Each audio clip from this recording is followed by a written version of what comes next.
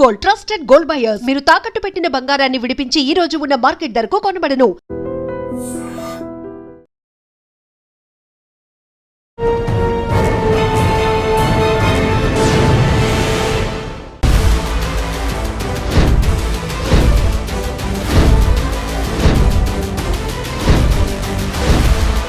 ఈ వారం మన guest one of the senior most police officer పేరు ఎల్ జీవన్ రెడ్డి గారు. 1995 బ్యాచ్, డిఎస్పీ ఆదిలాబాద్.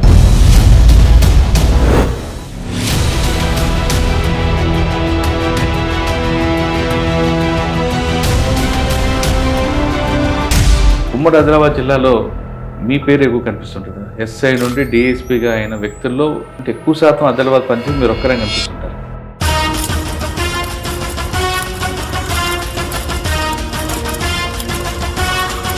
ఆదిలాబాద్ 1995లో ఎలా ఉండేది మూమెంట్, ఇప్పుడు 2026లో ఆదిలాబాద్ క్రైమ్ ప్యాటర్న్ ఎలా మారింది? మీరు అన్నట్టు మావోయిస్టులు ప్లస్ చంద్రబాబు జనశక్తి వర్గం కూడా ఉండేది. ఆ రెండు గ్రూపుల మధ్య కూడా ఇంటర్నల్ వార్ ఉండేది.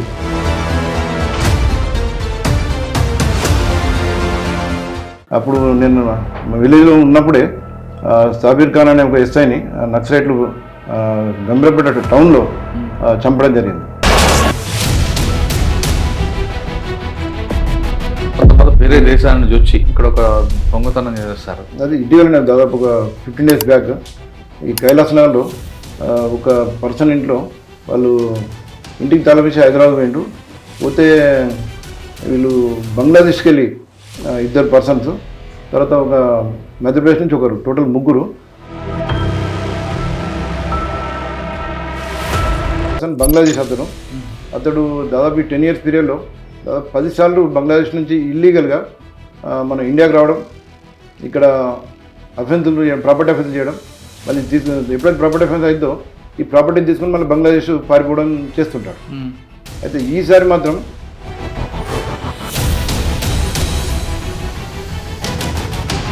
ఇక్కడ అఖిల్ మహాజన్ గారు ఎస్పీగా వచ్చిన తర్వాత పబ్లిక్కి ఎక్కువ అవగాహన కల్పించడంలో, అంటే డిటెక్షన్ కన్నా ముందు వాళ్ళకి అవేర్నెస్ ఇవ్వడంలో ఎక్కువ ప్రాక్టీస్ ఉన్నట్టు తెలుస్తుంది.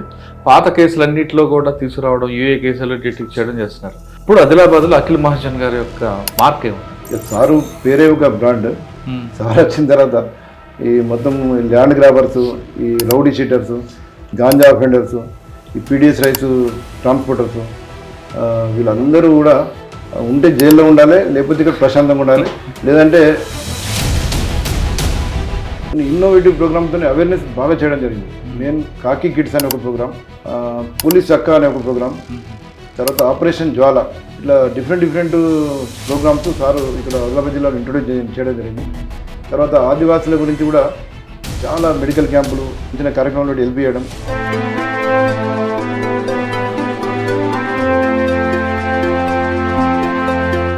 ఆపరేషన్ జ్వాల మెయిన్ మహిళలకు సెల్ఫ్ డిఫెన్స్ అవసరం. ఇట్లా ఎవరైనా మిచ్యూస్ ఫెలోస్, ఈ రోడ్ రోమియర్స్ ఇవన్నీ ఎవరైనా అటాక్ చేయకుండా ఉండడానికి వాళ్ళు భయపడాలన్న ఉద్దేశం కొద్దీ ఎస్పీ గారు ఈ ఆపరేషన్ జ్వాల అనే ప్రోగ్రాం పెట్టి దానిలో martial arts, karate,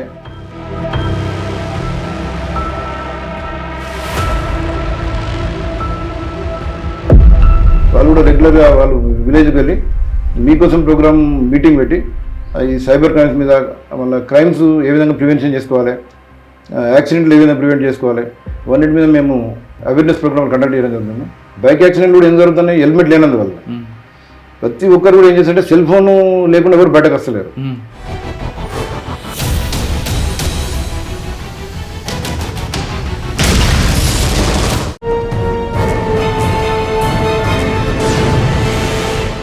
welcome to crime diaries. ఈ వారం మన guest one of the senior most police officer పేరు ఎల్ జీవన్ రెడ్డి గారు.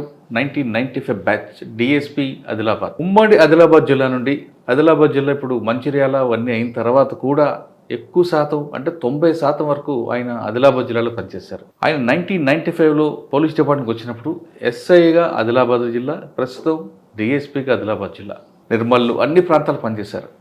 అప్పట్లో మావోయిస్ట్ ఎఫెక్టెడ్ ఏరియాలో ఉన్న టైంలో వచ్చిన ఆయన ఇప్పుడు సైబర్ క్రైమ్ ఫేస్ చేస్తున్న, ఛాలెంజ్ చేస్తున్న ఏరియాలో ఉన్నారు. ఆదిలాబాద్ జిల్లా అనగానే ఒకప్పుడు నక్సల్స్కి పెట్టిన కోట, ఇప్పుడు నక్సల్స్ అనే పదమే లేదు కానీ ఒక చరిత్ర నిలిచిపోయింది. అటువంటి ప్రాంతంలో పనిచేసిన ఆయన ఇప్పుడు దొంగలు, దోపిడీలు, అదేవిధంగా సైబర్ క్రైమ్, ఈ ఛాలెంజ్ ఎలా ఫేస్ చేస్తున్నారు? అప్పుడు వచ్చిన ఛాలెంజ్ ఏంటి? ఇప్పుడు నెక్స్ట్ జనరేషన్కి ఆయన ఇచ్చిన సలహాలు ఏంటో ఆయన అడిగి తెలుసుకుంటాం. సార్ నమస్తే అండి. నమస్కారం అండి. ఉమ్మడి ఆదిలాబాద్ జిల్లాలో మీ పేరు ఎక్కువ కనిపిస్తుంటుంది. ఎస్ఐ నుండి డిఎస్పీగా అయిన వ్యక్తుల్లో ఎక్కువ శాతం ఆదిలాబాద్ పనిచేసి మీరు ఒక్కరే కనిపిస్తుంటారు. ఆదిలాబాద్ 1995లో ఎలా ఉండేది మూమెంట్, ఇప్పుడు 2026లో ఆదిలాబాద్ ప్యాటర్న్, క్రైమ్ ప్యాటర్న్ ఎలా మారింది? అప్పుడు పబ్లిక్కి పోలీస్కి మధ్యన ఆ రిలేషన్ ఎలా ఉంటుంది? ఇప్పుడు పబ్లిక్కి పోలీస్ రిలేషన్ పెరిగిందా, తగ్గిందా? ఈ ప్రశ్నకు సమాధానం చెప్పే ముందు జీవన్ రెడ్డి గారు ఒక కుటుంబ నేపథ్యం. జీవన్ రెడ్డి గారు పోలీస్ యూనిఫామ్ బై ఛాన్సా, బై చాయిస్? ఛాన్స్ అండి. మాది రాజన్న సిరిసిల్ల డిస్టిక్ గంభీరావుపేట. మా ఫాదర్ గవర్నమెంట్ టీచర్. నేను డిగ్రీ సిద్దిపేట చేసిన తర్వాత ఉస్మానియా యూనివర్సిటీలో సీట్ సంపాదించడానికి బాగా హార్డ్ వర్క్ చేసి ఎంఏ ఆర్ట్స్ కాలేజ్ ఓయూ, తర్వాత ఎంఏ తర్వాత ఎల్ఎల్బి ఓయూలో చేయడం జరిగింది. కంటిన్యూ 5 years ఓయూలో ఉంటూ ఈ కాంపిటేటివ్ ఎగ్జామ్స్ ప్రిపేర్ కావడం జరిగింది. దానిలో అప్పుడు 95లో మేము ఈ ఎస్ఐగా సెలెక్ట్ కావడం జరిగింది. 95 నుంచి 1 year వరకు బేసిక్ ట్రైనింగ్ పోలీస్ అకాడమీలో చేసిన తర్వాత మాకు ఆదిలాబాద్ డిస్ట్రిక్ట్ అలాట్ కావడం జరిగింది. ఓకే సార్, మీరు పోలీస్ ట్రైనింగ్ నుంచి కాకుండా ఒక్కసారి మీ ఇంటికి వెళ్దాం, గంభీరపేటకి. గంభీరపేట అనగానే ఒకప్పుడు నక్సల్స్ బాగా పెట్టనుకోండి, ఒకవైపు జనశక్తి, ఒకవైపు పీపుల్స్ వార్. ఈ రెండింటి గ్రూపుల మధ్యన గంభీరపేటలోకి చాలా చరిత్ర కనిపిస్తుంటుంది. మీకు బాగా గుర్తుండిపోయిన సంఘటన చెప్పండి. కరెక్ట్ అండి. మా గంభీరావుపేట మండలం అంటే బాగా ఎఫెక్టెడ్. మీరు అన్నట్టు మావోయిస్టులు ప్లస్ చంద్రపుల్లారెడ్డి జనశక్తి వర్గం కూడా ఉండేది. ఆ 2 గ్రూపుల మధ్య కూడా ఇంటర్నల్ వార్ ఉండేది. ఒకప్పుడు అక్కడ మా విలేజ్ పక్కన ఇద్దరిని జనశక్తి వాళ్ళను చంపేసి వారి యొక్క తలలు కూడా తెచ్చి మా విలేజ్లో పెట్టడం జరిగింది. అప్పుడు అటువంటి సిచ్యువేషన్ని మేము అప్పుడు ఎస్ఐ సెలెక్ట్ అవ్వడం జరిగింది. ఇంట్లో కూడా చాలామంది వద్దన్నారు. అయినను డేర్ చేసి మేము రావడం జరిగింది. అప్పుడు మా ఫాదర్ పేరు కూడా రాసి వీళ్ళ ల్యాండ్స్ ఎవరు కొనద్దు అని కూడా గోడ మీద పోస్టర్ కూడా అంటియడం జరిగింది. ఎందుకంటే నేను ఎస్ఐ అయినందుకు ఒకటి, తర్వాత మా ఫాదర్ కూడా ల్యాండ్ లార్డ్ అని చెప్పి ల్యాండ్స్ ఎక్కువ లేకున్నా అలా ఆ విధంగా క్రియేట్ చేసి వేయడం జరిగింది. సార్, ఆ గంభీరపేట స్టేషన్ బయట ఒక ఎస్ఐని కాల్చడం, అప్పుడు చాలా మూమెంట్, రెగ్యులర్గా ఏదో ఒకటి మూమెంట్ ఉండేది వాళ్ళ యాక్టివిటీస్. కానీ మీ పేరెంట్స్ ఒప్పుకున్నారా? వద్దురా మనకి ఎందుకు ఇవన్నీ? వద్దన్నారు ముందైతే. ఎందుకంటే మా ఫాదర్ గవర్నమెంట్ టీచర్, తర్వాత మాకు అగ్రికల్చర్ కూడా ఉండేది.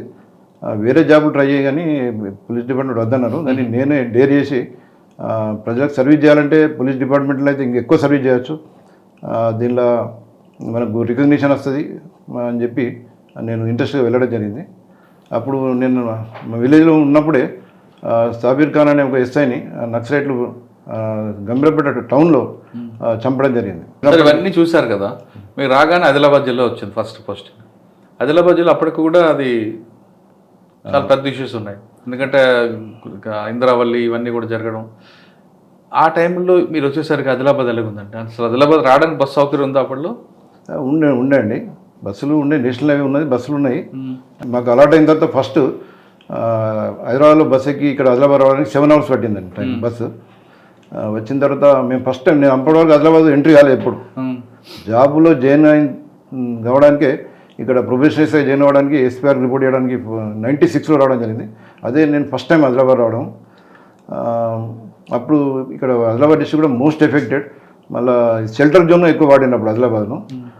నేను ఇక్కడ ప్రొఫెషనల్ ఎస్ఐగా ఉట్నూరులో 5 months ట్రైనింగ్ చేసిన తర్వాత, ఎవరండి అప్పుడు ఎస్పీ? అప్పుడు హసన్ రజా సారు ఎస్పీగా ఉండే. మేము పిఎస్ఐగా రిపోర్ట్ చేసినప్పుడు ప్రొఫెషనల్ పీరియడ్ అయిన తర్వాత ప్రొఫెషన్ ఎక్కడ? ఉట్నూరులో కూడా కంప్లీట్గా అదే కదండి, ఇంద్రవల్లి అవన్నీ ఉన్నాయి కదా. ఉట్నూరు కూడా thick forest area, most affected. అప్పుడు ఉట్నూరులో కూడా అప్పుడు ఎన్కౌంటర్లో అంబుష్ చేసి 2 ఎస్ఎల్ఎం కూడా చంపడం జరిగింది. దాని తర్వాతనే మాకు పోస్టింగ్ వచ్చింది. అక్కడ స్తూపం కూడా ఉంది కదండి, పొల్యూషన్లో స్తూపం కూడా ఉన్నది. తర్వాత ఫస్ట్ పోస్టింగ్ నాకు అప్పుడు హసన్ రజా సార్ చెన్నూరు ఇవ్వడం జరిగింది. చెన్నూరు కూడా మోస్ట్ ఎఫెక్టెడ్. అక్కడికి పోయిన తర్వాత చెన్నూరు దళం కూడా ఉండే. ఇక నేను చెన్నూరులో ఒక 1 year పనిచేశాను. పనిచేసినప్పుడు కూడా రెగ్యులర్గా కోమింగ్ ఆపరేషన్, అంబుష్ ఇవన్నీ మేము పోయేవాళ్ళం. కొన్నిసార్లు కోమింగ్ ఆపరేషన్ పోతే 3 days కూడా ఫారెస్ట్లో ఉండేవాళ్ళం. ఫారెస్ట్లో వర్షం పడ్డా కానీ ఫారెస్ట్లో ఉండేవాళ్ళం. ఆ విధంగా చాలా ఎక్స్ట్రీమిస్ట్ గురించి వర్క్ చేయడం జరిగింది. ఎప్పుడైనా దళం ఎదురైందండి మీకు చెన్నూరు దళం? అంటే సైడ్లోకి వెళ్ళిపోయింది కానీ మాకు డైరెక్ట్ ఎదురు కాలేదు. అచ్చా, తర్వాత చెన్నూరు నుండి చెన్నూరు నుంచి కేరామేరి ట్రాన్స్ఫర్ కావడం జరిగింది. కేరామేరి కూడా అది జోడేఘాట్ కేరామేరి అదంతా అది కూడా ఫుల్ నక్సల్స్ ఎఫెక్టెడ్ ఏరియా. అక్కడ కూడా 1 year పనిచేయడం జరిగింది. అక్కడ మాకు క్వార్టర్ లేకుండే కేరామేరిలో. అప్పుడు ఒక ప్రైవేట్ ఇల్లు కేరామేరి అద్దెకి ఇచ్చేవారండి అప్పుడు పోలీసులకి వాళ్ళు? ఇచ్చేవాళ్ళు, అంటే చాలా తక్కువ, కొద్దిగా డేరియేషన్ ఉన్న వాళ్ళు ఇచ్చేవాళ్ళు. నేను అద్దెకున్న ఇల్లు పోలీస్ స్టేషన్ 1 kilometer దూరం. అది ఇంట్లో ఉంటే కూడా ఎప్పుడు ఏమైందో తెలియని పరిస్థితి. లాస్ట్కు వాళ్ళ బుక్స్లో కూడా అప్పుడు సందీప్ షాండిల సాబ్ ఉన్నప్పుడు ఒక డైరీలో దొరికిందట, కేరామేరి ఎస్ఐ బయట ప్రైవేట్ ఇంట్లో రెంట్కుంటుండు, అతన్ని మనం టార్గెట్ ఈజీ చేయొచ్చు అని చెప్పి డైరీలో దొరికిందట. దొరకనప్పుడు ఎస్పీ గారు ఏం చేసినట్టే నువ్వు అక్కడ సేఫ్టీ లేదు అని చెప్పి నన్ను అక్కడికి ట్రాన్స్ఫర్ చేసి తాంసీ పోలీస్ స్టేషన్ ఇవ్వడం జరిగింది. సార్ మీరు ఎంతకాలం పనిచేస్తారు కేరామేరి? 1 year 3 months వరకు పనిచేస్తాను సార్. పక్కన తిరిగానే దళం ఆ మూమెంట్ ఉండేది ఏమన్నా? ఉండేదండి, ఉండేది. అది చాలా పెద్ద పెద్ద హిల్లక్స్, థిక్ ఫారెస్ట్, అప్పుడు మూమెంట్ బాగుండేది. షెల్టర్ కూడా తీసుకునేవారు. అక్కడ లోకల్లో అఫెన్స్ చేయలేదు కానీ చుట్టుపక్కల చాలా చేసేవారు. ఒక భీమరావు అని మా కేరామేరిలో పనిచేసే కానిస్టేబుల్ని కూడా అప్పుడు నేను ట్రాన్స్ఫర్ అయ్యి వచ్చిన తర్వాత అతన్ని కేరామేరిలో చంపేయడం జరిగింది. అయ్యో, జోడేఘాట్ ఎలాగుంటుంది అప్పుడు? జోడేఘాట్ కూడా ఉండేది, అంటే అక్కడ షెల్టర్ తీసుకున్నారు కదా? షెల్టర్ జోన్ ఎక్కువ వాడేది. ఓకే, తర్వాత ఎక్కడికి ఇచ్చారు మీకంటే? తర్వాత ఇక్కడ తాంసీ, ఆదిలాబాద్కు 15 kilometer దూరంలో తాంసీ, కొంచెం పీస్ఫుల్ ఏరియా, ఇది ఇవ్వడం జరిగింది. ఇక్కడికి వచ్చిన తర్వాత ఇక్కడ ఏంటంటే మొత్తం ఎక్స్ట్రీమ్ మూవ్మెంట్ పెద్దగా ఉండకపోయేది. కాకపోతే ఇక్కడ వేరే యాక్టివిటీస్, క్రైమ్స్ ఉండేవి. మహారాష్ట్రకి వెళ్ళి దేశీదారు చాలా ట్రాన్స్పోర్ట్ అయ్యేది ఇక్కడికి. అప్పుడు సార్ పోస్టింగ్ ఇచ్చినప్పుడు నాకు చెప్పిండు, కొద్దిగా నువ్వు అది దేశీదారు కంట్రోల్ చేయాలి, మహారాష్ట్రకి వెళ్ళి రావడం మూలంగా మన గవర్నమెంట్ రెవెన్యూ బాగా లాస్ అవుతుంది అంటే చాలా కేసులు నమోదు చేయడం జరిగింది. కేసులు బాగా పెట్టడంతో కొంచెం మంచి రికగ్నిషన్ వచ్చి అప్పుడు ఎస్పీ మహేష్ భగవత్ ఎస్పీ గారు నన్ను గుర్తించి నన్ను ఎలాంటి పోస్టింగ్ నేను అడగకుండానే నాకు ఆదిలాబాద్ 1 town ఇవ్వడం జరిగింది. ఆదిలాబాద్ దాటి మహారాష్ట్ర బార్డర్ వెళ్తున్నప్పుడు నైట్ టైం కానీ డే టైం కానీ ఒక డెకాయిట్ గ్యాంగ్ ఉండేది. వచ్చిన వాళ్ళని కొట్టడం, మొత్తం బల్గర్గా తీసుకెళ్ళిపోవడం. ఆ గ్యాంగ్ని ఎప్పుడైనా ఐడెంటిఫై అయిందా? మీ టైంలో ఏమైనా జరిగాయి? అంటే డెకాయిట్లు అక్కడక్కడ అయినా కానీ చాలా తక్కువ, కానీ ఏదైనా దాదాపు మళ్ళీ తర్వాత దొరకబెట్టినవి. ఓకే, తర్వాత మహేష్ భగవత్ గారు ఇచ్చారు ఆదిలాబాద్. మహేష్ భగవత్ నేను అసలు 1 town పెద్ద అంత district head quarter police station, ఉమ్మడి జిల్లాలో head quarter police station. Sir నేను అంటే రిక్వెస్ట్ చేయకముందే తాంసీలో ఎస్ఐ బాగా పనిచేస్తున్నాడు అనే ఇంట్రెస్ట్గా దాదాపు 100 దేశదారు కేసులు పెట్టడం జరిగింది ఒక 1 yearలో. చాలా ఇంట్రెస్ట్గా పనిచేస్తున్నాడు అని చెప్పి సార్ గుర్తించి సారు పిలిచి నాకు ఆదిలాబాద్ 1 town ఇవ్వడం జరిగింది. అప్పటి నుంచి నేను మెయిన్గా టౌన్ పొజిషన్లకు పరిమితం అయిపోయాను. 1 town తర్వాత 2 town? 1 townలో దాదాపు 6 years కంటిన్యూ చేయడం జరిగింది. 6 years 1 town SHOగా 6 years పనిచేయడం జరిగింది. ఎంతమంది ఎస్పీలు చూస్తుంటారు మీరు? అప్పుడు దాదాపు 4 SPలు ఉన్నారు. అయితే 6 yearsలో ఒక 3 months మధ్యలో మాత్రం అప్పుడు ఎలక్షన్ కోడ్ వచ్చింది. ఎలక్షన్ కోడ్ వచ్చినప్పుడు మహేష్ భగవత్ సాబ్ అప్పుడు ఇంద్రవెల్లి ఇవ్వడం జరిగింది. ఆ 3 months ఎలక్షన్ల తర్వాత మళ్ళీ 1 townకి రావడం జరిగింది. ఏముందండి అంత మిమ్మల్ని అక్కడ పెట్టడానికి 6 సంవత్సరాలు? అంటే ఏదో వర్క్ మీ స్టైల్ ఉంటుంది కదా? అంటే ఇక ఆఫీసర్ల చాయిస్, 1 townలో కొంచెం హార్డ్ వర్కర్ కావాలి, డెడికేటెడ్ ఆఫీసర్ కావాలని చెప్పి. అంటే అక్కడ ఏముందండి ప్రాబ్లం ఉంటుంది? అది 1 town Adilabad town main communally sensitive. ఇక డిస్ట్రిబ్యూటర్ కావడం కాబట్టి ఈ ప్రోటోకాల్ మెయింటైన్ చేయడం, అందరు ఆఫీసర్తో లైజన్ చేయడం, ఇష్యూస్ బాగుంటాయి. ఇక్కడ ఆదిలాబాద్లో ఫార్మర్స్ ఇష్యూస్ కూడా ఉంటాయి. ఏదైనా చిన్న ఇష్యూ కూడా, ఇప్పుడు ఉదాహరణ యాక్సిడెంట్ కూడా డిఫరెంట్ కమ్యూనిటీ మీద జరిగినప్పుడు ఇమ్మీడియట్ మనం రెస్పాండ్ కాకపోతే అది ఇటు 50 మంది అటు 50 మంది వచ్చి కమ్యూనల్ ప్రేరప్ అయ్యే అవకాశం ఉంటుంది. కాబట్టి కమ్యూనల్ సెన్సిటివ్ టౌన్లలో ఏదైనా మనం ఇమ్మీడియట్ రెస్పాండ్ కావడం అనేది చాలా ఇంపార్టెంట్. అంటే మీకు 6 సంవత్సరాలు గుర్తింపు సంగతి చెప్పండి. ఇక్కడ మహారాష్ట్రకి వెళ్ళొచ్చి చాలామంది అప్పుడు దాదాపు 30-40 చైన్ స్నాచింగ్స్ అయినాయి. ఆ చైన్ స్నాచింగ్లో మేము చాలా ఇన్ఫర్మేషన్ పెట్టి వాళ్ళు ఒక గ్యాంగ్స్ పడడం జరిగింది. 10 మంది గ్యాంగ్. మొత్తం వాళ్ళు ఏం చేస్తారంటే ఇదే బైకులు దొంగతనం చేస్తారు. చేసి ఆ దొంగతనం చేసిన బైకులతో వచ్చి ఇక్కడ చైన్ స్నాచింగ్ చేసుకుంటూ ఈ గోల్డ్ తీసుకుపోయి మహారాష్ట్రలో అమ్ముతుంటారు. ఎక్కడ దొంగతనం చేస్తారు బైకులు? కొన్ని మహారాష్ట్రలో చేసాను, కొన్ని ఆదిలాబాద్ కూడా చేసాను. వాటి ద్వారా ఈ చైన్ స్నాచింగ్ చేసి గోల్డ్ మహారాష్ట్ర ఘటంజలో అమ్మడం జరిగింది. దాదాపు అప్పుడు ఒక 1/2 kilo వరకు గోల్డ్ రికవర్ చేసి ఆ చైన్ స్నాచింగ్ 30-40 అఫెన్స్ను రికవర్ చేసి అందరికీ విక్టిమ్స్కి ఇవ్వడం జరిగింది. అదొకటి. ఇంకా టౌన్లో చాలా అన్డిటెక్టెడ్. ఇక్కడ మహారాష్ట్ర బార్డర్ కల్చర్ కొంచెం మహారాష్ట్ర కల్చర్ కనిపిస్తుంటుంది. ఆ మహారాష్ట్ర మరాఠీ ఎక్కువ మాట్లాడుతుంటారు. మరి ఎఫ్ఐఆర్ మరాఠీ మాట్లాడినప్పుడు మీకు ఏం ఇబ్బంది రాలేదా? జనరల్గా మరాఠీ వాళ్ళకి హిందీ కూడా కొద్దిగా అర్థమవుతుంది. నేను కూడా ఎక్కువ ఇక్కడ పనిచేయడం మూలంగా నాకు హిందీ కూడా నేను ఫ్లూయెంట్గా మాట్లాడగలుగుతా. మరాఠీ కూడా వచ్చిందా? మరాఠీ రాలేదు కానీ అర్థమవుతుంది, కొంచెం సిమిలర్ ఉంటుంది హిందీకి. అంటే అక్యూజ్డ్ కాకపోయినా విక్టిమ్ కూడా మరాఠీ ఉన్నారు అనుకోండి, మీకు ఇబ్బంది లేదు అప్పుడు? అంటే మా కానిస్టేబుల్లో కూడా దాదాపు ఒక 10% స్టాఫ్ మరాఠీ వాళ్ళు ఉంటారు. మన స్టాఫ్లో ఆదిలాబాద్లో దాదాపు మరాఠీ ఉంటుంది, ఆదివాసీ లాంగ్వేజెస్ గోండి, కొలాం, ఇవి మన ముస్లిమ్స్, ఉర్దూ, ఇట్లా రకరకాల స్టాఫ్ మన దగ్గర ఉంటారు. ఎవరి అవసరం ఉన్నా కానీ వీళ్ళు మన వాళ్ళ సహకారంతో మనం వాళ్ళతో కమ్యూనికేట్ చేస్తాం. గోండి ఇష్యూ కూడా జరిగింది కదా అప్పట్లో? అంటే నేను అప్పుడు ఎస్ఐ పనిచేసిన లేకుండే, ఇప్పుడు గుట్టూరు ఇన్సిడెంట్ తర్వాత 2017-18 ఆ టైంలో జరిగింది ఆదివాసీస్ అండ్ బంజారా కమ్యూనిటీ మధ్యలో. అంటే అది కూడా ఇప్పుడు ఇక్కడ 2 డిఫరెంట్ కమ్యూనిటీల మధ్య మన ఇన్సిడెంట్ అయితే మేము ఇమీడియట్గా రెస్పాండ్ కావడం అది చేస్తున్నాం. ఇప్పుడైతే అటువంటి ఇష్యూ లేదు. ఓకే, 6 సంవత్సరాల తర్వాత ఎక్కడికి వచ్చారు? ఇక్కడే ప్రమోషన్ వచ్చిందా? రాలేదు. మళ్ళీ ఇక్కడ తర్వాత అప్పుడు అనిల్ కుమార్ ఎస్పీ గారు ఈ 1 టౌన్లో బాగా హార్డ్ వర్క్ చేశారని చెప్పి రామకృష్ణాపూర్ కోల్డ్ బెల్ట్ ఏరియా ఇవ్వడం జరిగింది. రామకృష్ణాపూర్లో కూడా చాలా అక్కడ కూడా కేసులు కొన్ని డిటెక్ట్ చేయడం జరిగింది.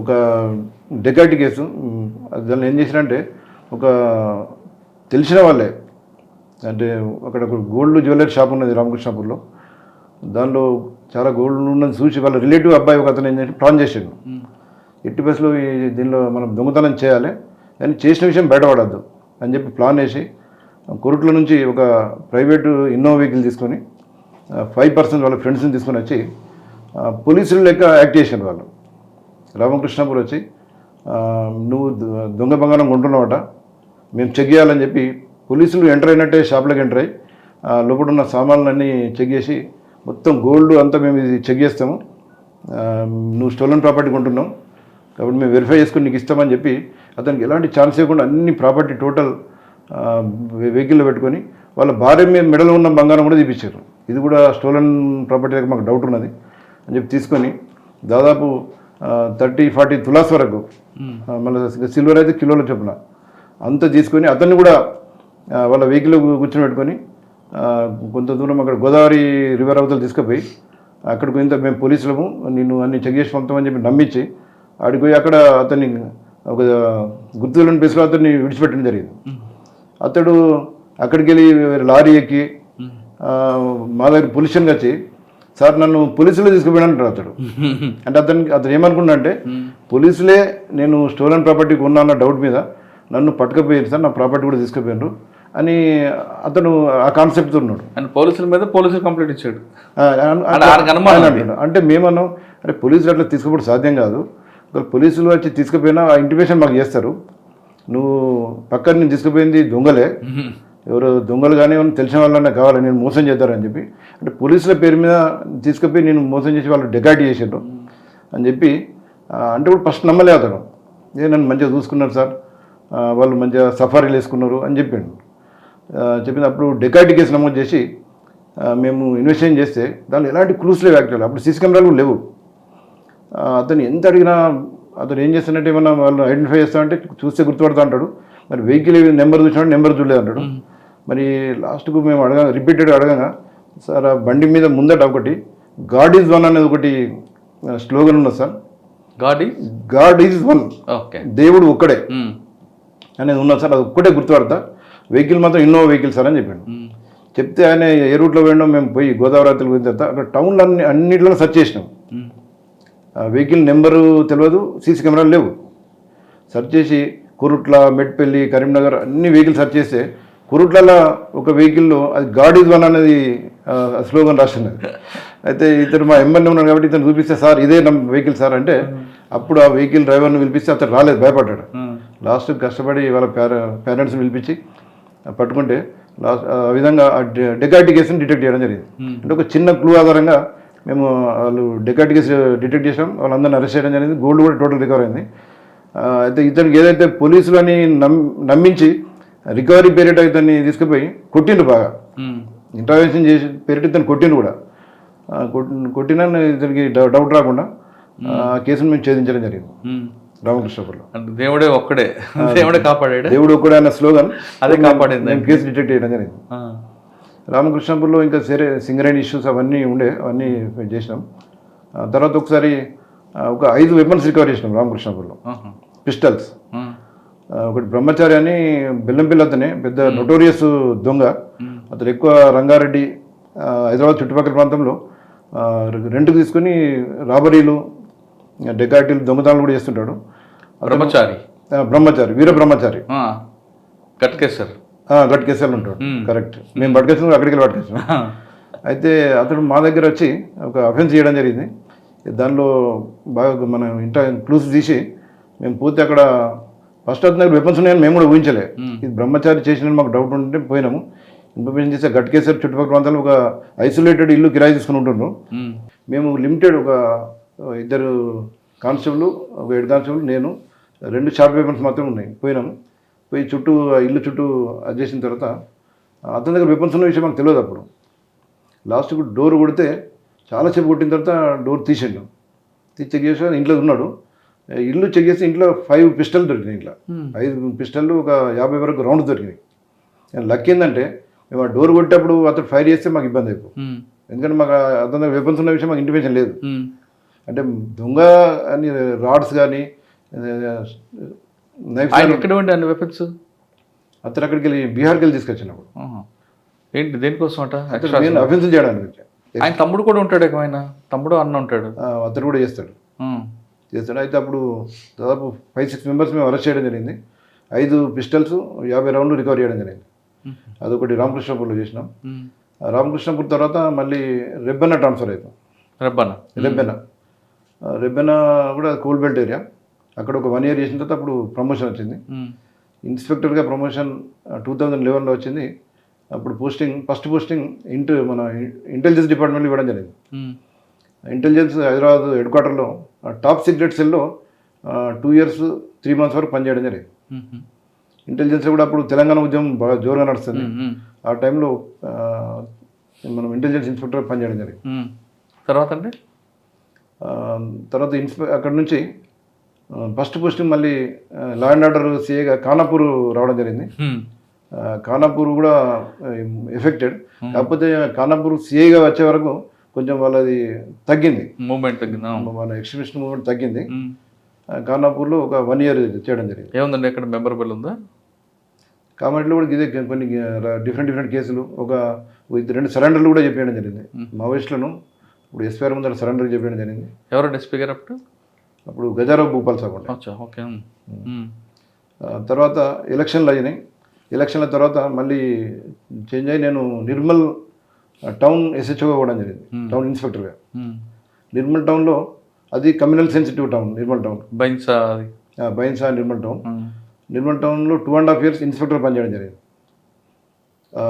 పనిచేసినప్పుడు కూడా అక్కడ ఎలాంటి కమ్యూనల్ ఇన్సిడెంట్ జరగకుండా పనిచేయడం జరిగింది. దాని తర్వాత నిర్మల్ రూరల్ సిఐగా ట్రాన్స్ఫర్ అయినాం. సార్ నిర్మల్లో చేశారు ఎక్కువ, బైన్సా మీకే ఉంటుంది. కరెక్ట్. ఏ ఇష్యూ జరిగినా వెంటనే అది బ్లో అప్ అయిపోతుంటుంది. మీరు నాకు చెప్పినట్లుగా యాక్సిడెంట్ అయితే 2 వర్గాలు అయితే కొట్టుకోవడం, చిన్న ఇష్యూ ఏదోనండి ఎక్కడో జరిగిన దానికి వీళ్ళు బర్న్ అవుతుంటారు. అది ఎక్కువ బ్లో అప్ అవ్వకుండా ఇమీడియట్గా ఏం చేయాలి? అక్కడ ఒక ఇష్యూ జరిగింది అనుకోండి. మెయిన్ కమ్యూనల్ టౌన్లో ఎట్లుంటుందంటే ఎక్కడ ఇన్సిడెంట్ కొన్ని ఫారిన్ కంట్రీలో జరిగినా, ఇండియాలో వేరే ప్లేస్లో జరిగినా, అదేంటంటే మెయిన్ ఇప్పుడు ముఖ్యంగా సోషల్ మీడియా ద్వారా ఇమీడియట్గా తెలిసిపోతుంది. మళ్ళీ సోషల్ మీడియాలో వచ్చేటి కూడా అన్ని నిజమని నమ్ముతారు చాలామంది. దానిలో సగం వరకు ఫేకే ఉంటాయి, ఎగ్జాగరేషన్ కూడా కాంటెంట్స్ ఉంటాయి కొన్ని. దాన్ని నమ్మి వీళ్ళు భావోద్రేకానికి లోనై 2 వర్గాలు అంటే అందరూ గుంపులు గుమిగూడడం, లేదంటే ఏదైనా ప్రోగ్రామ్స్ ఆర్గనైజ్ చేయడం, అప్పుడప్పుడు ర్యాలీ పెడతామనడం, లేకపోతే మీటింగ్ అనడం, లేకపోతే నిరసన తెలుపుతామనడం, ఇట్లా రకరకాల ప్రోగ్రామ్ చేస్తుంటారు. దానికి ఏంటంటే మనం ఇమీడియట్ అటువంటి జరిగినప్పుడు మెయిన్ మనం సోషల్ మీడియా మీద రెగ్యులర్ సర్వేలెన్స్ వాచ్ ఉండాలి. అటువంటిది సోషల్ మీడియాలో ఏదైనా ఇమీడియట్ వాళ్ళని పిలిచి కౌన్సిలింగ్ చేయడం, అటువంటి పోస్టులను డిలీట్ చేయడం, మళ్ళీ అగెనెస్ట్ లా ఉంటే ప్రొవోకేటివ్ అటువంటి ఏమన్నా ఉంటే వాళ్ళ మీద కేసులు నమోదు చేయడం, అవన్నీ చేస్తే కొద్దిగా తగ్గుతుంది. అది మెయిన్ కౌన్సిలింగ్ ద్వారా కూడా చాలా వరకు తగ్గిపోతుంది. సార్ ఇప్పుడు చాలామంది ఖాళీగా ఉన్న వాళ్ళు ఈ పనులు చేస్తుంటారు 2 వర్గాల్లో కూడా. కరెక్ట్.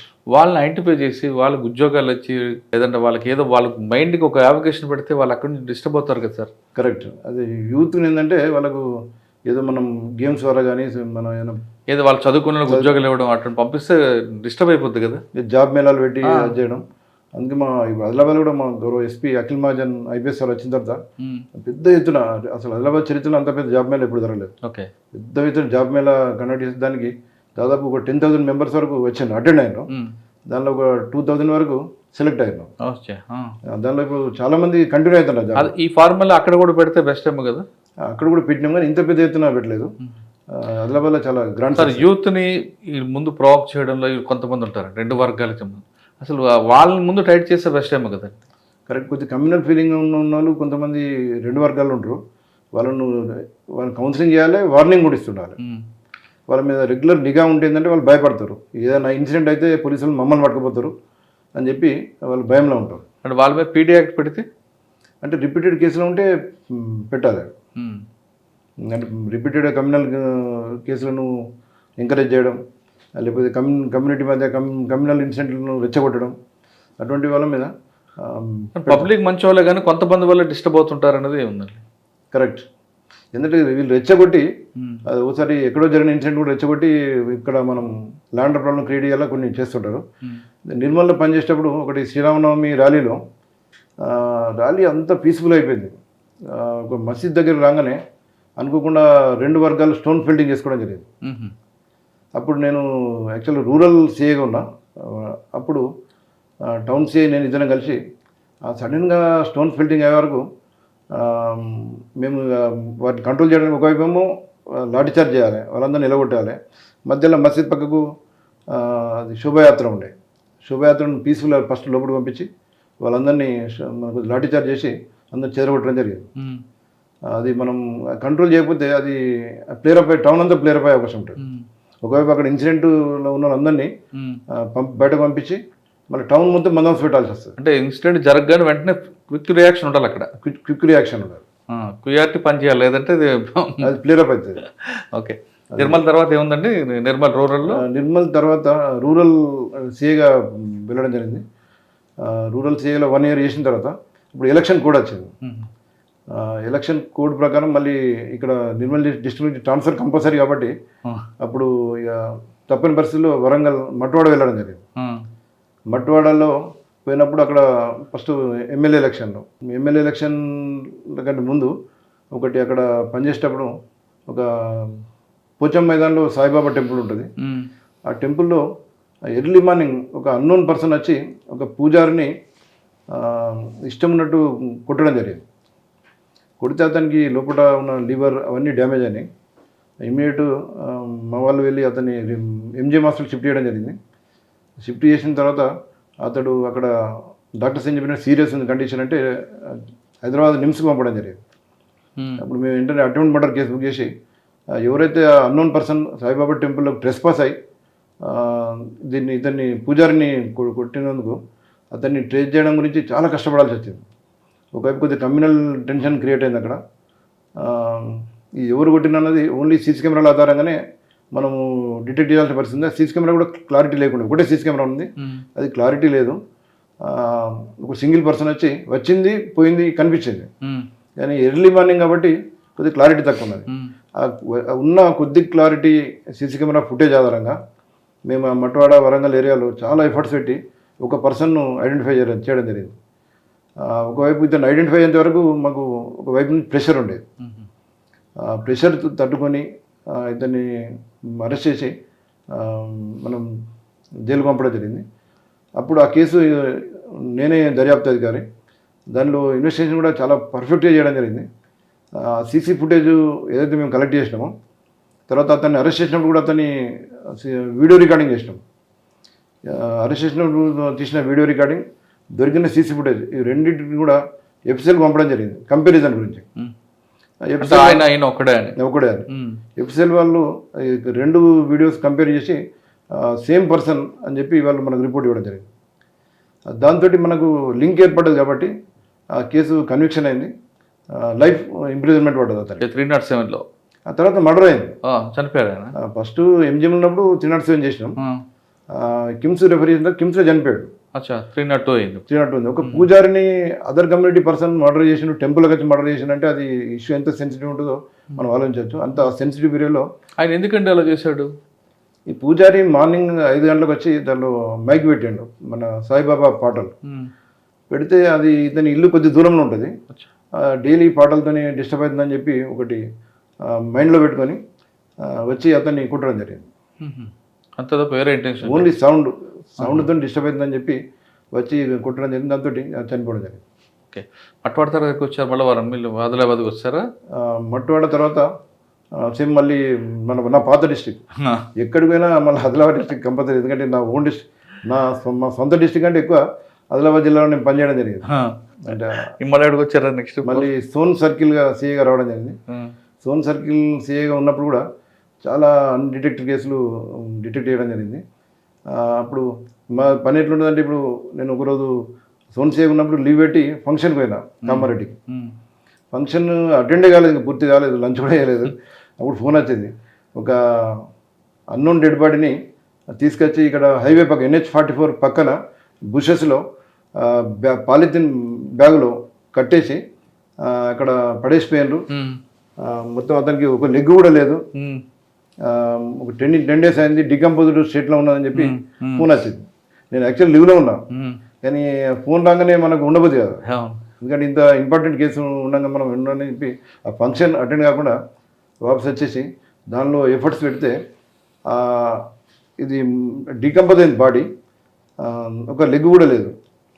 దానిలో ఏమైందంటే మోర్తాడ్, నిజామాబాద్ డిస్ట్రిక్ట్ మోర్తాడ్ మండలంలో ఇల్లిసిట్ రిలేషన్ పెట్టుకున్న పర్సన్ భర్తను చంపేసారు. అక్కడ చంపేసి ఇంట్లో, అంటే భార్య చంపించిందా? భార్య ప్రియుడు కలిపి భర్తను చంపిస్తారు. భర్తను చంపేసారు. చంపిన తర్వాత అక్కడ డెడ్ బాడీ పడేస్తే బయటకు వస్తుంది, ఆదిలాబాద్ డిస్ట్రిక్ట్లో ఫారెస్ట్లో పడేసి బయటకు రాదు అన్న ఉద్దేశం కొద్ది. తర్వాత బాడీని కూడా ఫస్ట్ వీళ్ళు ముక్కలు చేయాలని చూశారు. ఒక నైఫ్తో ఒక కాలు కట్ చేశాను, కాలు మాకు దొరకలే అక్కడ. మిగతా పార్ట్స్లు కట్ చేయాలని చూసాను. అప్పటికే ఎర్లీ మార్నింగ్ అయిపోయింది, తెల్లారితే మన డిస్పోజల్ కష్టం అని చెప్పి అది బ్యాగులో నింపి మొత్తం ఒక ఆటోలో తీసుకొచ్చి ఇక్కడ ఫారెస్ట్లో పడేసిపోవడం. ఆయన చనిపోయిన వ్యక్తి ఆ ఊరు అని ఎలా తెలిసిందండి? అంటే మేము ఏం చేసినామంటే, ఇక్కడ దొరికిన తర్వాత అక్కడ మళ్ళీ మిస్సింగ్ కేసు అయింది, మొత్తాల్లో మిస్సింగ్ కేసు, బాడీ ఐడెంటిఫై అవ్వాలి కదా. అక్కడ మిస్సింగ్ కేసు అయింది, కానీ వాళ్ళు కూడా ఈ మర్డర్ అయిన విషయం వాళ్ళకు కూడా తెలియదు. మేము ఇక్కడ మర్డర్ అయింది అని చెప్పి పోయిన తర్వాత అక్కడ మొత్తం జనరల్ మేము ఇట్లా అన్నోన్ పర్సన్ మర్డర్ అయినప్పుడు ఆ డిస్టిక్లో మీరు నైబరింగ్ డిస్టిక్లో కూడా మిస్సింగ్ కేసులు ఏమున్నాయి అవన్నీ వెరిఫై చేస్తాం. దీనిలో కూడా ఈ ఫోటో, ఈ ఫీచర్స్ వాళ్ళ మిస్సింగ్ పర్సన్ యొక్క వాళ్ళ సిస్టర్ గిట్ట పంపాము. పంపికి ఇట్లా ఉన్నది, క్లాతులు మర్డర్ అయిన పర్సన్ యొక్క క్లాత్స్ కూడా మా దగ్గర ఉన్నాయి, మీరు రండి అంటే వాళ్ళ సిస్టర్ వాళ్ళు వచ్చి ఆ క్లాత్ చూసిన తర్వాత గుర్తుపట్టారు. అంటే ఇది మా బ్రదర్ సార్ అని చెప్పి గుర్తుపట్టిన తర్వాత అప్పుడు మేము మోర్తాడ్ పోలీసులకు ఇన్ఫార్మ్ చేస్తే అప్పుడు వాళ్ళకి మిస్సింగ్ కేసు ఉన్నది, కానీ మేమే మర్డర్ కేసు చేసి అతన్ని అరెస్ట్, భార్యను ఆ ప్రియుని ఇద్దరిని అరెస్ట్ చేసి వాళ్ళకి ట్రాన్స్ఫర్ చేయడం జరిగింది కేసు. అంటే భార్యని ప్రియుడికి చేశారని మీకు ఎలా తెలుస్తుంది? మనకు ఇప్పుడు అడిగినాం వాళ్ళ సిస్టర్ను, ఎవరి మీద డౌట్ ఉన్నదంటే కొంచెం పలానా అతని మీద కొంచెం డౌట్ ఉన్నది సార్ అని చెప్తే వాళ్ళని పట్టుకొచ్చి ఇంటర్వ్యూ చేయడం జరిగింది. దాని తర్వాత సీసీ ఫుటేజ్ కూడా చూసినాము. అంటే ఈ డెడ్ బాడీ ఎప్పుడు వచ్చింది, వచ్చేటప్పుడు ఏమేమి వెహికల్ వచ్చినాయి, ఆ టైమింగ్ ప్రకారం సీసీ కెమెరా చూస్తే ఈ ఆటో ఇటు వచ్చినట్టు మన టోల్ ప్లాజాలో రికార్డ్. ఏం చెప్పారంటే ఆవిడ చేసినట్టు చెప్పింది. ఎందుకండి చంపడం ఎందుకు అంటే ఈ పదే వాళ్ళ హస్బెండ్ ఇల్లిసిట్ రిలేషన్కి అడ్డొస్తున్నాడు, నాకు భర్త ఉంటే ఇల్లిసిట్ రిలేషన్ కంటిన్యూ చేయడం చాలా ఇబ్బంది అని భావించి ఇతను ఎలిమినేట్ చేస్తే నాకు ఫ్రీ ఉంటుంది అని చెప్పి భార్య ప్రియుడి ఇద్దరు కలిసి చేశారు. కానీ తర్వాత జైలుకి వెళ్తారన్న విషయం తెలియదు వాళ్ళకి? తెలుసు, కానీ అప్పుడు వాళ్ళు ముందు అంత ఆలోచించారు వాళ్ళు, అంటే బయట పడదు కావచ్చు. అంటే ఆదిలాబాద్ డిస్ట్రిక్ట్ ఫారెస్ట్లో డెడ్ బాడీ పడేస్తే ఈ విషయం బయటకు రాదు, అన్నోన్ డెడ్ బాడీ అని చెప్పి పోతుంది అని చెప్పి వాళ్ళు అనుకున్నారు.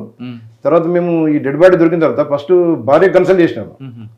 భార్య కన్సల్ట్ చేసి ఫోటోలు పంపితే భార్య ఏమన్నదంటే, మా పర్సన్ కాదు, మా అతడు ఎటు పోతాడు, ముంబై పోతాడు, మళ్ళీ 3 నెలలకు వస్తాడు, మా భర్త కాడని చెప్పి ఆమె మేము మామూలు పోలీసుని పిలిపించి కూడా చూపించినాం. బట్ క్లాత్లు గిట్ట చూపిస్తే కూడా మా భర్త కావు, ఈ ఫోటో ఫీచర్స్ కూడా మా భర్త కాదు అని చెప్పి ఆమె రిఫ్యూజ్ చేసింది.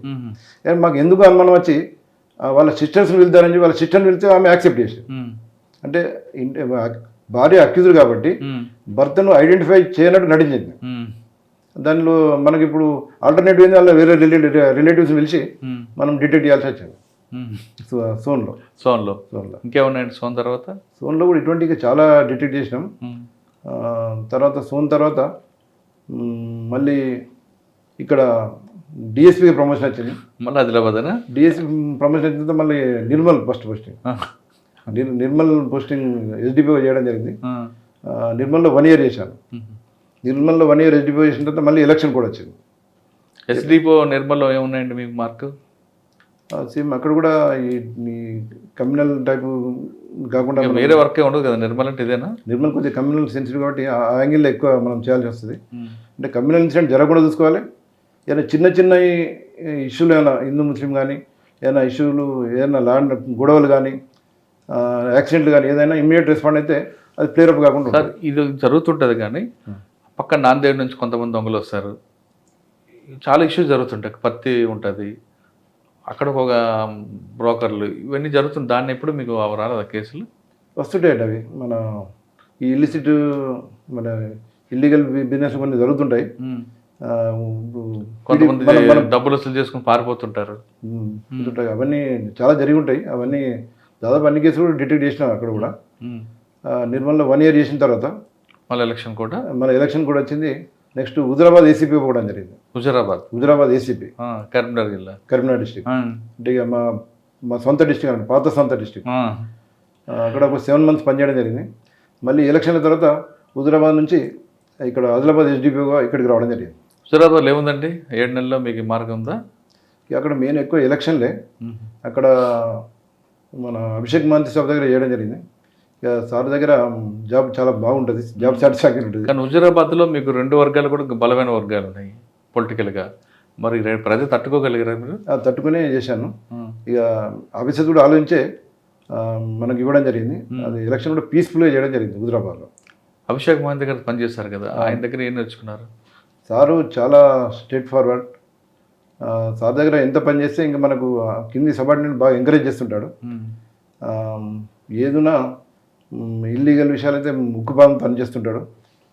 ఎలాంటి ఆయన పేరే సగం తీసుకెళ్ళిపోతుంది కదా. కరెక్ట్. ఏదైనా సార్ పేరు చెప్తే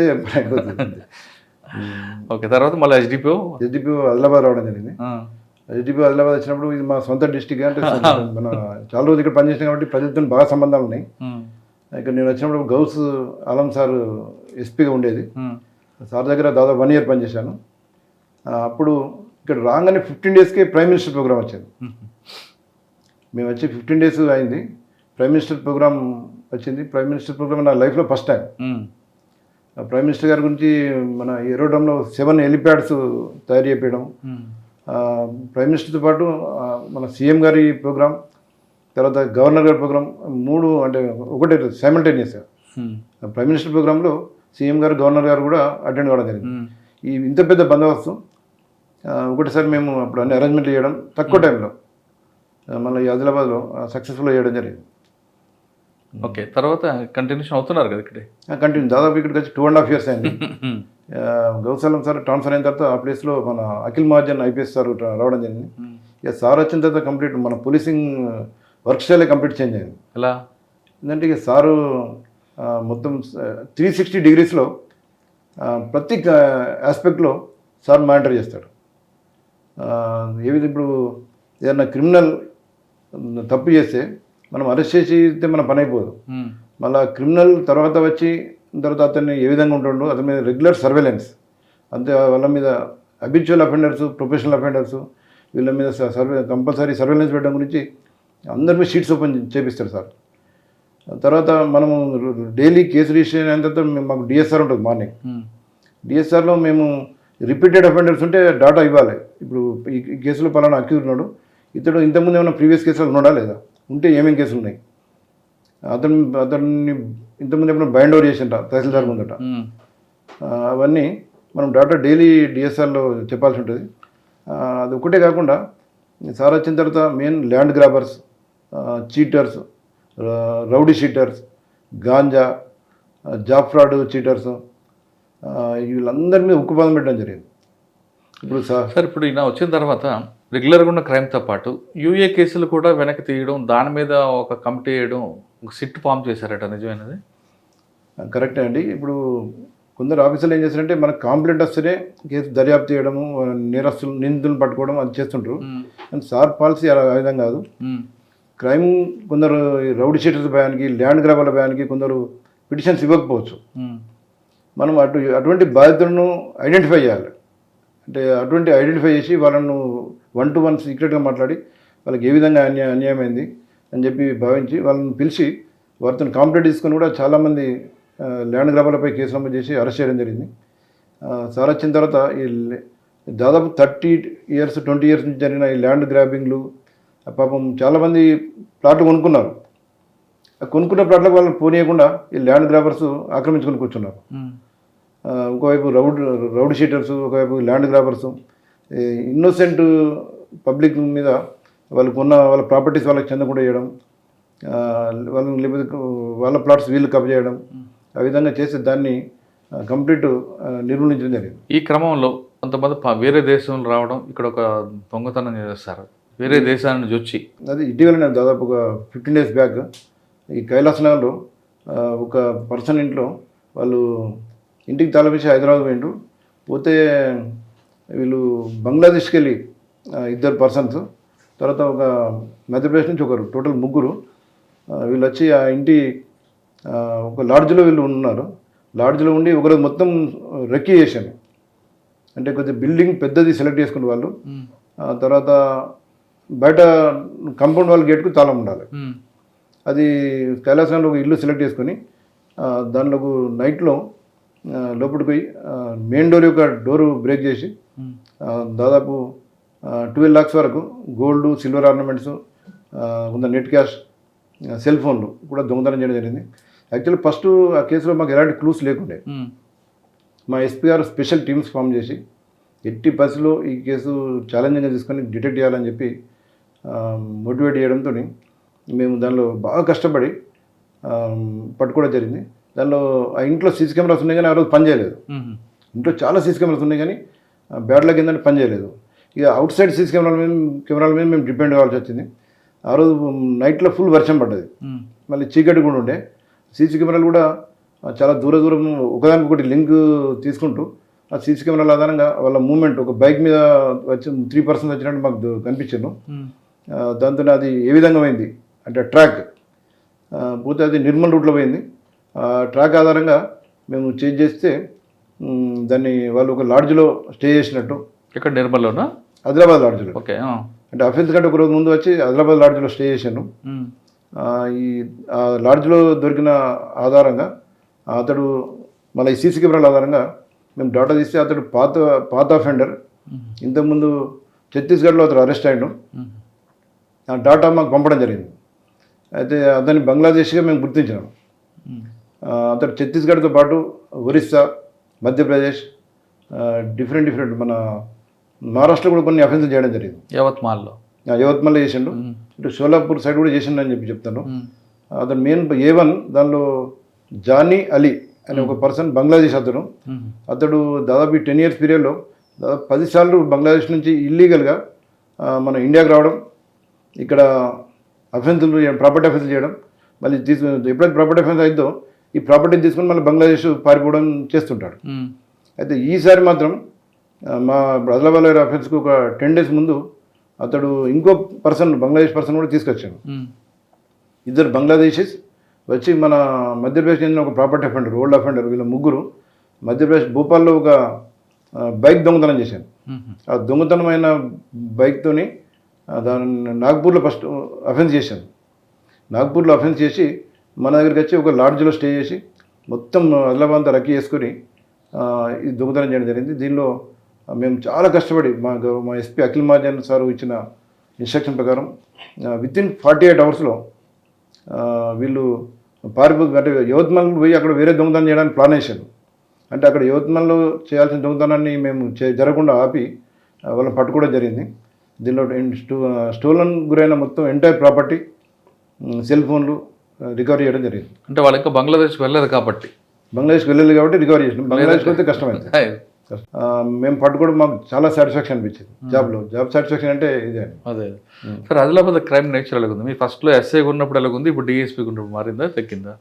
అంటే ఫస్ట్లో ఎస్ఐ ఉన్నప్పుడు ఇవన్నీ దొంగతనాలు ఫిజికల్గా ఇవి జరిగేవి. ఇప్పుడు ఏంటంటే సైబర్ క్రైమ్స్ ఎక్కువ జరుగుతున్నాయి. మెయిన్ సెల్ ఫోన్ల ద్వారా ఎక్కువ క్రైమ్ జరుగుతున్నాయి. ఈ లేడీస్ను టీచింగ్ చేయడం అటువంటి. అప్పుడు సెల్ ఫోన్ లేకుండా నేను ఎస్ఐ పని చేసినాను. అంటే ఉన్నాయి కానీ చాలా తక్కువ. ఇప్పుడు మొత్తం సైబర్ క్రైమ్స్ ఇది జరుగుతున్నాయి. తర్వాత దొంగలు కూడా కొంచెం వాళ్ళు దొరకకుండా ఉండడానికి వాళ్ళన్నీ స్కిల్స్ నేర్చుకుంటున్నారు. దానికి కౌంటర్ చేయడానికి మన పోలీస్ ఆఫీసర్స్ కూడా మేము కూడా రెగ్యులర్ ట్రైనింగ్స్ నేర్చుకోవాల్సిన అవసరం ఉంటుంది. సార్, ఇక్కడ అఖిల్ మహాజన్ గారు ఎస్పీగా వచ్చిన తర్వాత పబ్లిక్కి ఎక్కువ అవగాహన కల్పించడంలో అంటే డిటెక్షన్ కన్నా ముందు వాళ్ళకి అవేర్నెస్ అవ్వడంలో ఎక్కువ ప్రయారిటీ ఇస్తున్నట్టుగా తెలుస్తుంది. పాత కేసులన్నింటిలో కూడా తీసుకురావడం, యూఏ కేసులు డిటెక్ట్ చేయడం చేస్తున్నారు. ఇప్పుడు ఆదిలాబాద్లో అఖిల్ మహాజన్ గారి యొక్క మార్క్ ఏముంది? సారు పేరే ఒక బ్రాండ్.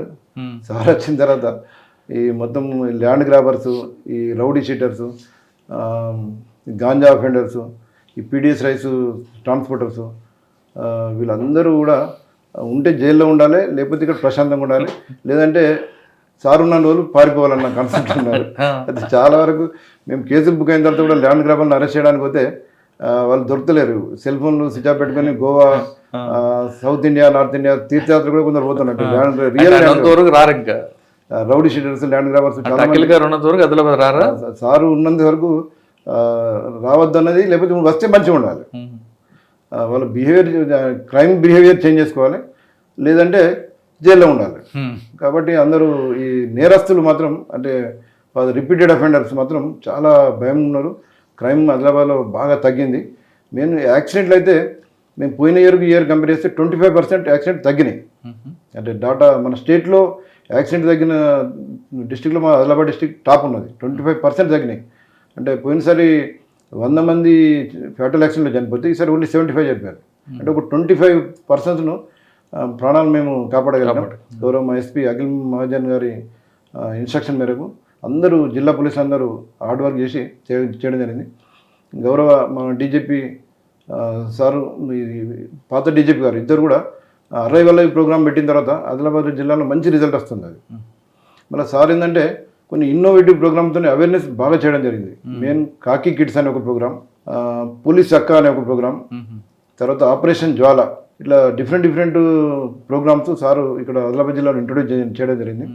తర్వాత ఆదివాసుల గురించి కూడా చాలా మెడికల్ క్యాంపులు, చిన్న కార్యక్రమంలో హెల్ప్ చేయడం, అట్లా చేయడం జరిగింది.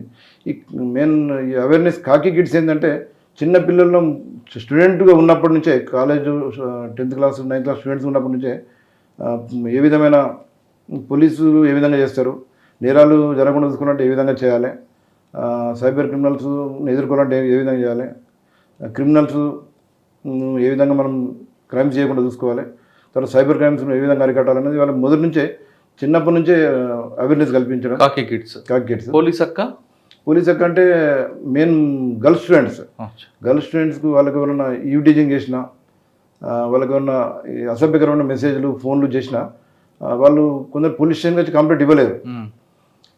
కాబట్టి డైరెక్ట్ ఈ పోలీస్ అక్కలు రెగ్యులర్గా స్కూళ్ళకు కాలేజీలకు పోయి మీకు ఏమన్నా ప్రాబ్లమ్స్ ఉన్నాయా అంటే 1-to-1 సీక్రెట్ కూడా చాలా అడిగి వాళ్ళకి అవి ఒకటి. తర్వాత వాళ్ళని ఉన్న ఫోన్ల ద్వారా వేధించిన, డైరెక్ట్గా వేధించిన వాళ్ళ ఇన్ఫర్మేషన్ తీసి కొంతమందిని కౌన్సిలింగ్ చేయడం జరిగింది. కొన్ని క్రైమ్ ఎక్కువ చేసిన వాళ్ళకు పోక్సో కేసులు, కొన్ని కేసులు పెట్టి కూడా పంపడం జరిగింది. కానీ ఇక్కడ కొంత అవేర్నెస్ లేకపోవడం, ఎలోప్మెంట్ ఎక్కువ ఉంటాయి కదండి. ఎలోప్మెంట్ కేసులు కూడా ఎక్కువ ఉంటాయి. అయితే ఎలోప్మెంట్ పరంగా కూడా మేము అవేర్నెస్ చేస్తున్నాం. ఇప్పుడు 18 years బిలో అమ్మాయి లవ్ చేసినా కానీ అది చెల్లదు అసలు. కాబట్టి ఆమె వాలంటరీగా వచ్చిన కేసు తీసుకుపోయిన పర్సన్ మీద ఆటోమేటిక్ కేసు అవుతుంది. ఏదైనా లవ్ చేయాలనుకున్న అమ్మాయి ఓన్లీ 18 years తర్వాతనే చేస్తే కేసు కాకుండా ఉంటుంది. కాబట్టి మైనర్ అమ్మాయిల విషయంలో వాళ్ళ జోలికి పోకపోతేనే బాగుంటుంది అన్నది. ఇంకో ప్రోగ్రామ్ ఏంటంటే పోలీస్ అక్క కాకుండా ఆపరేషన్ జ్వాల కాన్సెప్ట్ ఏంటండి? ఇప్పుడు మెయిన్ మహిళలకు సెల్ఫ్ డిఫెన్స్ అవసరం. ఇట్లా ఎవరైనా ఈ మిచ్చివస్ ఫెలోస్, ఈ రోడ్ రోమియస్ ఇవన్నీ ఎవరైనా అటాక్ చేయకుండా ఉండడానికి వాళ్ళు భయపడాలన్న ఉద్దేశం కొద్దీ ఎస్పీ గారు ఈ ఆపరేషన్ జ్వాల అనే ప్రోగ్రాం పెట్టి దానిలో martial arts, karate, self defence అవన్నీ ట్రైనింగ్ ఇవ్వడం జరిగింది. ఇది కూడా మన ఆదిలాబాద్ జిల్లాలో ఉన్న అన్ని స్కూళ్ళు, కాలేజీలో కూడా సారు ట్రైనింగ్ ఇవ్వడం జరిగింది. ఓకే సార్, సెల్ఫ్ డిఫెన్స్ చెప్పడం అనేది మంచి కాన్సెప్ట్, నో డౌట్ అందులో. కానీ ఎవరో వస్తారు కాపాడతారని కాకుండా ముందు ప్రజెన్స్ ఆఫ్ మైండ్, అంటే నా మైండ్ రకరకాలుగా చేస్తే అక్కడే కంట్రోల్ అవుతుంది కదా, ప్రజెన్స్ ఆఫ్ మైండ్ కూడా నేర్పితే బాగుంటుంది కదా అమ్మాయిలకి. అది కూడా నేర్పిస్తారండి దానిలో ఆపరేషన్ జ్వాలల ప్రోగ్రామ్, అది కూడా ఒకటి ఉంటుంది. ప్రజెన్స్ ఆఫ్ మైండ్ కూడా ఒకటి ఉంటుంది. మళ్ళీ ఇప్పుడు ఆదిలాబాద్ ఒక ఇంపార్టెంట్ ఏంటంటే, ఒకటి 1 year నుంచి ఒక గ్యాంగ్ ఎక్కడికెళ్ళి ఒక గ్యాంగ్ వచ్చి వెహికల్, ఇన్నోవా వెహికల్, రకరకాల వెహికల్ తీసుకొని వచ్చి నైట్లో రోడ్లపై తిరిగే ఆవులు, చిన్న చిన్న లేగదూడలు, తర్వాత రైతులు కూడా క్యాటిల్ షెడ్లలో కట్టేసి ఉంటే వాటికి ఏం చేస్తారంటే వీళ్ళు వచ్చి ఒకటి ఇంజెక్షన్ ఇస్తారు. మత్తు ఇంజెక్షన్ ఇస్తారు. ఇవ్వగానే అది 1 minute కింద పడిపోతుంది, అన్కాన్షియస్ అయిపోతుంది. అన్కాన్షియస్ అయిన తర్వాత వీళ్ళు ఏంటంటే తెచ్చిన ఇన్నోవా వెహికల్లో వెనక సీట్లు ఉండవు. ఈ కింద పడ్డ లేగదూడలు ఆవులను దానిలో లోడ్ చేసుకొని ఈ మహారాష్ట్ర నాందేడ్ తీసుకుపోయి అక్కడ దాన్ని స్లాటర్ హౌస్లకు అమ్మేవాళ్ళు. ఇట్లా 1 year నుంచి దాదాపు ఒక 20 to 30 కౌస్, వాటి చిన్న చిన్న లేగదూడలు ఇక్కడ దొంగతనం కావడం జరిగింది. మేము దాన్ని ఒక 10 కేసుల వరకు కేసులు నమోదు చేసినాం. ఇలా దొరికారండి వాళ్ళు. దానిలో కూడా సీసీ కెమెరాలే మెయిన్. సీసీ కెమెరాల ఆధారంగా వాళ్ళ నెంబర్ ప్లేట్ కూడా ఫేక్ నెంబర్ ప్లేట్ ఉంటుంది, కొన్నిటికైతే నెంబర్ ప్లేట్ ఉండదు. మళ్ళీ రోడ్ల మీద తిరిగే ఆవులు ఎక్కువ ఉంటాయి కాబట్టి వాటికి ఓనర్స్ కూడా ఐడెంటిఫై చేయడానికి టైం పడుతుంది. అయినా దానిలో చాలా కష్టపడి ఆ గ్యాంగ్ను నాందేడ్కి వెళ్ళి పట్టుకురావడం జరిగింది. ఒక 14 మంది gang, different teams, Adilabad, Nirmal, Kamareddy, తర్వాత నిజామాబాద్, ఈ 4 నార్త్ తెలంగాణ జిల్లాలో వీళ్ళు వచ్చి మత్తు ఇంజెక్షన్ ఇచ్చి కింద పడంగానే వాటిని తీసుకుపోయి అక్కడ స్లాటర్ హౌస్లో ఒక 30-40 ఆవుల వరకు అమ్మేయడం జరిగింది. ఆవులు, ఎడ్లు, రకరకాలు. ఆ గ్యాంగ్ని పట్టుకుని అందరినీ జైలు పంపడం జరిగింది. దానిలో కూడా చాలా సాటిస్ఫాక్షన్ అనిపించింది. అంటే పాపం రైతులు వాళ్ళు ఎంతో కష్టపడి పెంచుకున్న ఆవులు, ఎడ్లను ఈ మత్తు ఇంజెక్షన్ల ద్వారా దానికి కింద పడగొట్టి తీసుకుపోవడం అది కొంచెం ఇన్హ్యూమన్ కాదు సార్. అప్పట్లో ఒక ఎఫెన్స్ అయిందనుకోండి, ఆ ఎంఓ చూడగానే ఆ ఎంట్రీ ఏంటి, ఎగ్జిట్ ఏంటి, వాడు ఏం వాడే చూసి పలాంటి టీం చెప్పేవారు. ఇప్పుడు ఆ దొంగలు కూడా స్మార్ట్ అయిపోయారు మీరు చెప్తున్నట్లుగా. అక్కడ యూనిఫామ్ లేదు, కాలనీ లేదు, ఏం లేదు. మరి ఈ ఛాలెంజ్ని ఇప్పుడు వచ్చే జనరేషన్ ఎలా తీసుకోవాలి? అదే మనం కూడా స్కిల్స్ అప్డేట్ చేసుకోవాలి. రెగ్యులర్ ట్రైనింగ్స్ అవసరం ఉంటాయి. మీరు అన్నట్టు కరెక్ట్. అప్పుడు పాత మా క్రైమ్ పార్టీ వాళ్ళు, పాత ఆఫీసర్లు ఏంటంటే ఒక అఫెన్స్ జరగగానే ఆ ఎంఓని బట్టి ఇది పలానా గ్యాంగ్ సార్ అని చెప్పేవారు పట్టుకోవాలి. అప్పుడు మొత్తం మాన్యువల్ ఇంటెలిజెన్స్ మీదనే ఆధారపడేది, హ్యూమన్ ఇంటెలిజెన్స్ మీద. ఇప్పుడు హ్యూమన్ ఇంటెలిజెన్స్ కంటే ఎక్కువ టెక్నాలజీ మీద ఆధారపడే పరిస్థితి ఉన్నది. టెక్నాలజీ మెయిన్ ముఖ్యంగా సీసీ కెమెరాస్. ఈ సీసీ కెమెరా దాదాపు ఇప్పుడు దొరికే దొంగతనాల్లో కావచ్చు, అదర్ క్రైమ్స్లో కావచ్చు, 50-60% కేసులు ఓన్లీ సీసీ కెమెరాల మూలంగానే డిటెక్ట్ అవుతున్నాయి. కానీ కొన్ని సీసీ కెమెరాలు దొరకకుండా కూడా వెళ్తుంటారు. కొన్ని ప్రాంతాల్లో సీసీ కెమెరాలు పనిచేయవు. మరి అటువంటిప్పుడు ఆ కేసులు ఎలా డిటెక్ట్ చేయాలి? అంటే ఒక్క నేరం జరిగిన ప్లేస్లో సీసీ కెమెరా పనిచేయకుండా జనరల్గా స్ట్రీట్లో కూడా సీసీ కెమెరాస్ ఉంటాయి. స్ట్రీట్లో ఉన్న సీసీ కెమెరాస్ నేరస్తుడు ఏ విధంగా ఎంట్రీ అయ్యిండు, ఎగ్జిట్ అయ్యిండు, ఆ రూట్ మొత్తం మనం ట్రాక్ చేయాలి. చేస్తే ఎక్కడో దగ్గర ప్రతి నిందితుడు, నేరస్తుడు కూడా తనకు సంబంధించిన సాక్ష్యాలు ఎక్కడో దగ్గర వదిలిపెట్టిపోతాడు. విజిటింగ్ కార్డ్ వేస్తాడు, తెలియకుండానే వదిలిపెట్టిపోతాడు. కాబట్టి మనం పట్టుకునే అవకాశాలు ఉంటాయి. అంటే మనం ఆ ప్రాంతాన్ని క్షుణ్ణంగా పరిశీలించాలి. కానీ హ్యూమన్ ఇంటెలిజెన్స్ కూడా వాడుకుంటే ఇంకా బాగుంటుంది. హ్యూమన్ ఇంటెలిజెన్స్ ఇప్పుడు కూడా ఉన్నది, మేము వాడతాము. ఇప్పుడు వస్తున్న జనరేషన్ ఆఫీసర్స్ ఎవరు హ్యూమన్ ఇంటెలిజెన్స్ కాదు కదా. నేరం జరగగానే cell phone, tower locations, dump ఇవే చూస్తున్నారు కదా. కరెక్ట్. అది అంటే పాత రోజుల్లో ఓన్లీ హ్యూమన్ ఇంటెలిజెన్స్ కాబట్టి ప్రతి ఒక్క దాని మీదనే కాన్సన్ట్రేట్ చేసేవారు. ఇప్పుడు టెక్నాలజీ ఒకవైపు, హ్యూమన్ ఇంటెలిజెన్స్ రెండు మనం వాడుకోవాలి. రెండు కోఆర్డినేషన్తో మనం చేస్తే క్రైమ్స్, దొంగతనాలు కానీ లేదంటే నేరాలు కానీ డిటెక్ట్ అయ్యే అవకాశం ఉంటుంది. సార్ 96లో ఆదిలాబాద్లో పబ్లిక్కి పోలీసుకి మధ్యన ఒక గౌరవం ఉంటుంది, భయంతో ఉన్న గౌరవం ఉంటుంది. కనపడగానే నమస్తే పెట్టడం, సార్ నమస్తే సాబ్ అని. ఇప్పుడు అది క్రమేపీ తగ్గిపోయిందా, అలాగే ఉందా, ఇంకా పెరిగే అవకాశం ఉందా? అంటే అప్పుడు పోలీస్ అంటే బాగా భయపడేవాళ్ళు. పొజిషన్ రావాలంటే కూడా ఎవరినో లీడర్ని తీసుకొని వచ్చేవాళ్ళు. ఇప్పుడు అవి పరిస్థితులు లేవు. ఇప్పుడు మా ఎస్పీఆర్ వచ్చిన తర్వాత పబ్లిక్ డైరెక్ట్గా విక్టిమ్సే వస్తున్నారు. అంటే బ్రోకర్ కానీ లీడర్ కానీ ఎవరు అవసరం లేకుండానే ఎవరైతే బాధితులు ఉంటారో వాళ్ళే వస్తుండ్రు. మన పబ్లిక్లో కూడా బాగా అవేర్నెస్ వచ్చింది. సోషల్ మీడియా బాగా పెరిగిన తర్వాత అప్పటికిప్పుడు చాలా పరిస్థితులు చేంజ్ అయినాయి. పబ్లిక్ డైరెక్ట్ వస్తుండ్రు, లేదంటే 112 డయల్ చేస్తున్నారు. మేమే వాళ్ళ దగ్గరికి అప్రోచ్ అయ్యి ఆన్ సైట్లో కూడా మేము ఎఫ్ఐఆర్ నమోదు చేయడం జరుగుతుంది. ఇప్పుడు ఈ గ్యాప్ సోషల్ మీడియా వచ్చింది కాబట్టి, అవేర్నెస్ పెరిగింది కాబట్టి ఇటువంటి సిచ్యువేషన్లో పోలీస్ ఆఫీసర్ పబ్లిక్తో ఎలా డీల్ చేయాలంటే? సోషల్ మీడియా కూడా మన రెగ్యులర్ సర్వేలెన్స్ అవసరం అది. అంటే సోషల్ మీడియా ద్వారానే బాగా విషయాలు మాకు తెలుస్తున్నాయి ఇప్పుడు. అంటే ఏం జరుగుతుంది, ఏం జరగబోతుంది అని చెప్పి చాలా జరుగుతుంది. రెగ్యులర్ సర్వేలెన్స్ టీమ్, మా సోషల్ మీడియా టీంలు రెగ్యులర్గా విజిట్ అది ఓకే, మీ ఆఫీసర్ ఎలా బిహేవ్ చేయాలి పబ్లిక్తో? రెగ్యులర్ టచ్లో ఉండాలి. ఈ సోషల్ మీడియాలో మనం కూడా కానీ గ్రూప్లలో మన స్టాఫ్ కూడా మెంబర్స్గా ఉంటే ఏంటంటే మనకు చాలా ఈజీగా ఇన్ఫర్మేషన్ వస్తుంది. ఇప్పుడు పోలీస్ ఆఫీసర్ సక్సెస్ కావాలంటే ఇన్ఫర్మేషన్ అనేది వెరీ వెరీ ఇంపార్టెంట్. ఇన్ఫర్మేషన్ ఎంత సక్సెస్ఫుల్గా మనం పబ్లిక్ నుంచి మనం రాబడితే క్రిమినల్స్ యొక్క ఇన్ఫర్మేషన్ మనకు తెలుస్తుంది. కాబట్టి మనం ఇంకా సక్సెస్ఫుల్గా పనిచేసే అవకాశం ఉంటుంది. మా యొక్క విజ్ఞప్తి పబ్లిక్ ఇప్పుడు మెయిన్ ఈ దొంగతనాల నివారణకు కొన్ని చిట్కాలు ఉంటాయి. అవి పాటిస్తే మనం దొంగతనాలు నివారించుకోవచ్చు. చాలామంది ఏం చేస్తారంటే, నా ఎక్స్పీరియన్స్ ప్రకారం చెప్తున్నా, అందరూ కూడా ఇంట్లో ఉన్న గోల్డ్ కానీ నెట్ క్యాష్ టోటల్ బెడ్రూమ్ ఉన్న బీరువాలో పెడతారు. పెట్టి బిల్డింగ్ యొక్క డోర్కు లాగేస్తారు. తర్వాత బయట పోయిన తర్వాత కంపౌండ్ వాల్ గేట్ కూడా పెద్ద తాళం వేస్తారు. కంపౌండ్ వాల్ గేట్కు తాళం వేసి వీళ్ళు ఏమనుకుంటారంటే, నా మొత్తం ప్రాపర్టీస్ చాలా సేఫ్టీ సెక్యూర్గా నేను పెట్టుకున్న బీరువాలో నాకు డోకా లేదని మంచిగా వెళ్తారు, టూర్కి వెళ్ళిపోతారు. టూర్కి వెళ్ళిన విషయం కూడా సోషల్ మీడియాలో పెడతారు. అయితే దొంగలకు కూడా ఈ విషయం తెలుసు. దొంగలు కూడా ఏంటంటే వాళ్ళు చేసి మళ్ళీ జైల్లోకి పోయిన తర్వాత అక్కడ కూడా వేరే దొంగలతో డిస్కషన్ చేసిన తర్వాత వాళ్ళకు ఇంకా స్కిల్ అప్డేట్ చేసుకుంటారు. అయితే దొంగలు ఏం చేస్తారంటే, నైట్లో తిరిగేటప్పుడు కంపౌండ్ వాల్ గేట్కు దేనికైతే తాళం ఉంటుందో ఆ ఇల్లు సెలెక్ట్ చేసుకుంటారు. తర్వాత కంపౌండ్ వాల్ గేట్ వాళ్ళు బ్రేక్ చేయరు. ఎందుకు బ్రేక్ చేస్తే సౌండ్ వస్తుంది, ఒకటి టైం వేస్ట్. బ్రేక్ చేయకుండా కంపౌండ్ వాల్ గేట్ దుంకుతారు లోపలికి. దుంకిన తర్వాత మెయిన్ డోర్ ఉన్న గేటు మన డోర్ లాక్ బ్రేక్ చేసి డైరెక్ట్ బెడ్రూమ్ బీరువా ఓపెన్ చేస్తారు. సార్ మెయిన్ డోర్కి సెంట్రల్ లాక్ సిస్టమ్ ఉంటే? సెంట్రల్ లాక్ సిస్టమ్ ఉంటే జనరల్గా మన కంపౌండ్ వాల్కు తాళం వేయద్దు. కంపౌండ్ వాల్ గేట్కు తాళం వేయకపోతే మెయిన్ డోర్కి సెంట్రల్ లాక్ సిస్టమ్ పెడుతున్నారు. అది చాలా యూస్ఫుల్ ఉంటుంది. కానీ సెంట్రల్ లాక్ ఉన్నప్పటికీ కంపౌండ్ వాల్ గేట్కు తాళం వేస్తే వాళ్ళకి తెలిసిపోతుంది. అంటే ఇంట్లో ఎవరు లేరన్న విషయం తెలిసిపోతుంది. మేము చెప్పేది ఏంటంటే, పబ్లిక్ ఎవ్వరు కూడా ఇంటికి తాళం వేసి బయటకు వస్తున్నప్పుడు కంపౌండ్ వాల్ గేట్కు అవుట్ సైడ్ నుంచి తాళం వేయద్దు. అవుట్ సైడ్ నుంచి తాళం వేస్తే దొంగలకు ఒక ఆటోమేటిక్ తెలిసిపోతుంది. మేము బోర్డు పెట్టినట్టు లెక్క, మా ఇంట్లో మేము ఎవరం లేము, మీరు రావచ్చు అని ఒక బోర్డు పెట్టినట్టే అది లెక్క. కాబట్టి దయచేసి లోపలికి వెళ్ళి ఏం చేస్తాడు, ఫస్ట్ బిల్డింగ్ యొక్క డోరు లాక్ బ్రేక్ చేస్తారు. బ్రేక్ చేసి డైరెక్ట్ బెడ్రూమ్లోకి పోతారు. బెడ్రూమ్లో ఉన్న బీరో బ్రేక్ చేస్తారు. ఆటోమేటిక్గా ఏ దొంగ అయినా, ప్రొఫెషనల్స్ కానీ ఎవరు కానీ బెడ్రూమ్లో ఉన్న బీరో బ్రేక్ చేస్తారు. బ్రేక్ చేసిన తర్వాత లోపల క్యాష్ చెస్ట్ ఉంటుంది. బెడ్రూమ్లోకి వెళ్ళి బీరో కూడా బ్రేక్ చేయకుండా తాళాలు కూడా పిల్లో కింద పెడతారు. కరెక్ట్, పిల్లో కింద పెడతారు, లేదా బెడ్రూమ్ మన బీరో పైన పెడతారు. ఈజీ కదా, ఇంకా ఈజీ. వాళ్ళకి అవన్నీ తెలిసి ఉంటుంది, అది తీసుకొని పోతారు.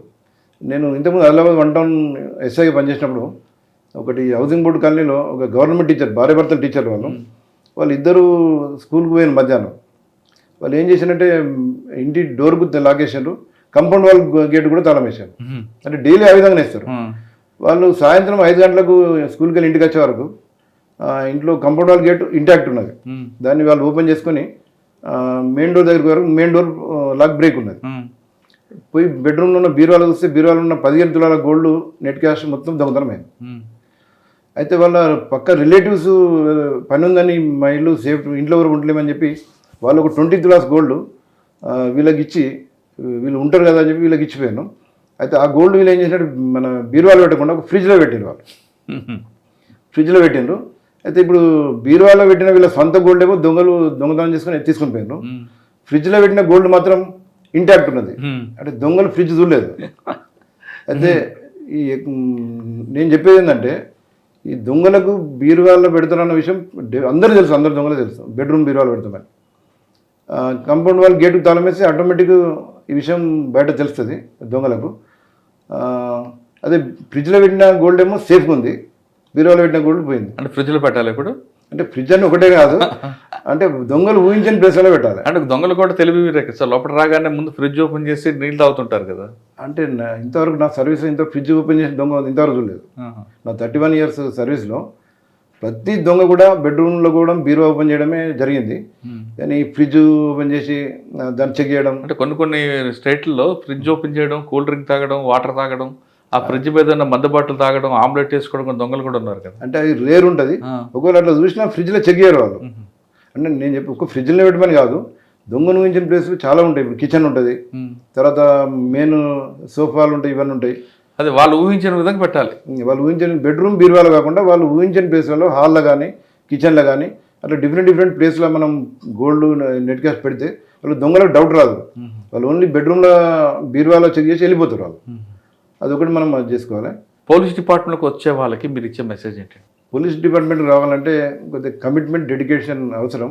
ఈ పోలీస్ డిపార్ట్మెంట్ అన్నది చాలా పబ్లిక్ సర్వీస్ చేసే డిపార్ట్మెంట్. 24 hours హార్డ్ వర్క్ చేస్తాం అన్న కాన్సెప్ట్ ఉన్న వాళ్ళు వస్తేనే బాగుంటుంది.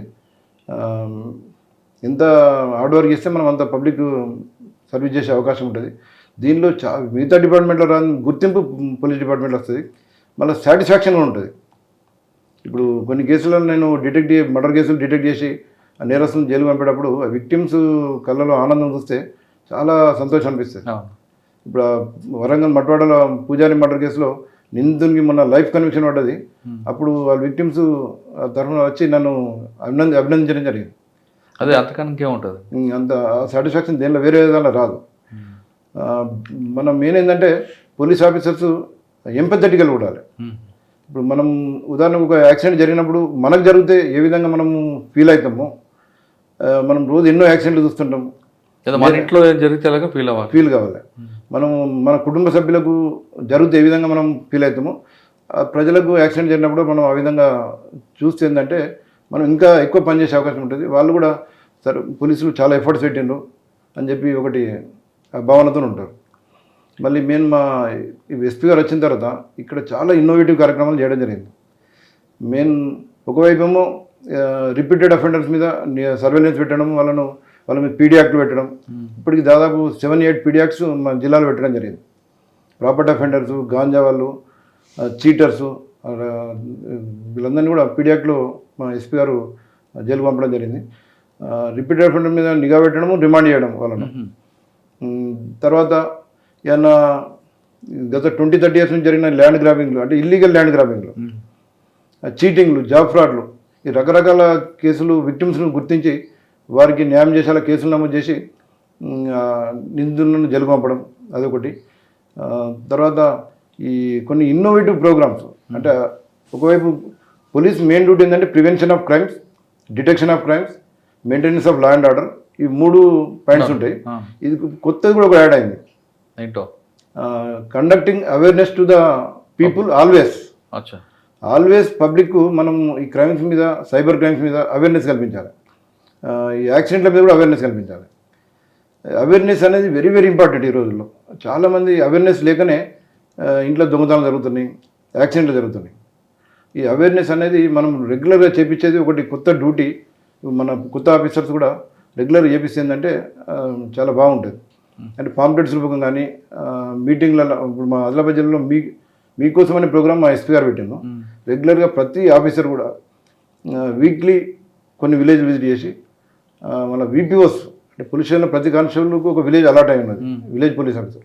వాళ్ళు కూడా రెగ్యులర్గా వాళ్ళు విలేజ్కి వెళ్ళి మీకోసం ప్రోగ్రామ్ మీటింగ్ పెట్టి ఈ సైబర్ క్రైమ్స్ మీద, మళ్ళీ క్రైమ్స్ ఏ విధంగా ప్రివెన్షన్ చేసుకోవాలి, యాక్సిడెంట్లు ఏ విధంగా ప్రివెంట్ చేసుకోవాలి, అన్నిటి మీద మేము అవేర్నెస్ ప్రోగ్రామ్ కండక్ట్ చేయడం జరుగుతుంది.